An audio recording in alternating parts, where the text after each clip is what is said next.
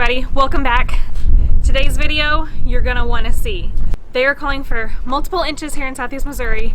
I think the whole area is excited for it. We hardly ever get snow, especially like what they're calling for. That being said, I've heard we are sold out of sleds in the whole county that we live in. Not sure how true that is or the outskirts, but either way, what I'm about to show you is better than any plastic sled you'll get at the store. So stop what you're doing, go to town, and grab you a wheelbarrow. I'm going to bring you along inside. We're going to assemble this and make this into the ultimate sled. You will never go back to a plastic sled. This is about the same price as what you can get a plastic one for, but a whole lot better and a whole lot faster. Let's get going. So the first thing you're going to want to do is gather all of your materials and supplies. You'll see here everything that we used to build our ultimate sled. I'll leave a list there on the screen and I will list it in the description below. But once you have all of your supplies gathered, the next thing we did was we kind of marked out the holes that we needed for the O-rings. Now the placement that we had for the O-rings is kind of towards the middle of the front of the sled.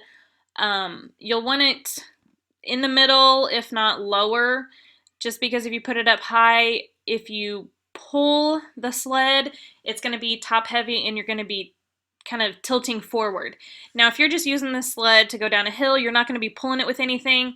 You really don't have to worry about any of these steps, but we are building ours to pull behind our buggy.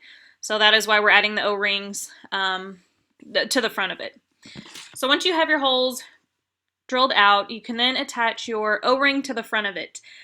You will notice that we put the bolts through with the head of the bolt on the inside of the sled. This is more of a safety feature. If you were to go forward, you would then hit the head of the bolt and not the back of it where there's going to be more sticking out. Once you have all the bolts in place, go ahead and tighten them even further, as tight as you can get them. So as you can see here, this is what it looks like from the front. You've got your O-rings, which you will attach your string to, your rope to, if you were to pull this. So after those are attached, you will then want to kind of play around with the placement of the handlebars. I kind of sat on the inside and held both handlebars up to see what I thought felt comfortable. When we used to go sledding with my cousins, my aunt and uncle didn't have handlebars on any of theirs. We just kind of held on to the side. That is absolutely fine. We just thought handlebars would make it a little bit easier, especially for our little boy, for him to have something to hold on to and not necessarily holding on to the side. So we have the holes pre-drilled for the handlebars. Go ahead and attach those. We used a flathead bolt. We did not use the screws that came with the handlebars just because they would have a point to them. And that is it. Your homemade do-it-yourself sled is ready to go play in the snow.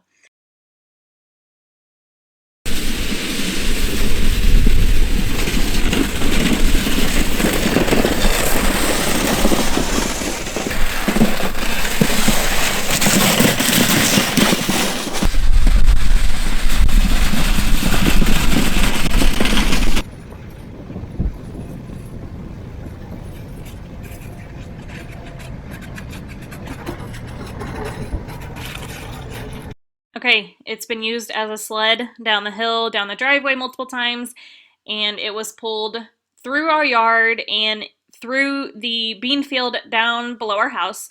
And this is the bottom of the sled. Hardly any scratches at all. This is the sled to build and get.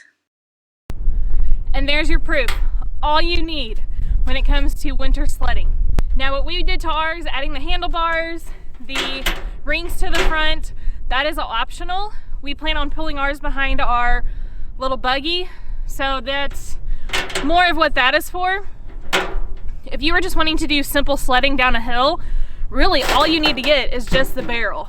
For the price of a typical plastic sled that you get at the store, you could spend just as much, if not just a few extra dollars, invest in a metal wheelbarrow sled, and it'll last you a lot longer for hours of play.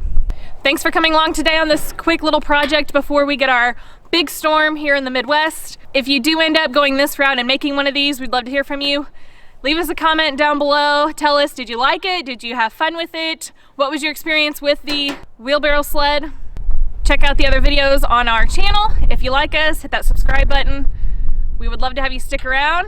And until next time, have fun, be safe, happy sledding.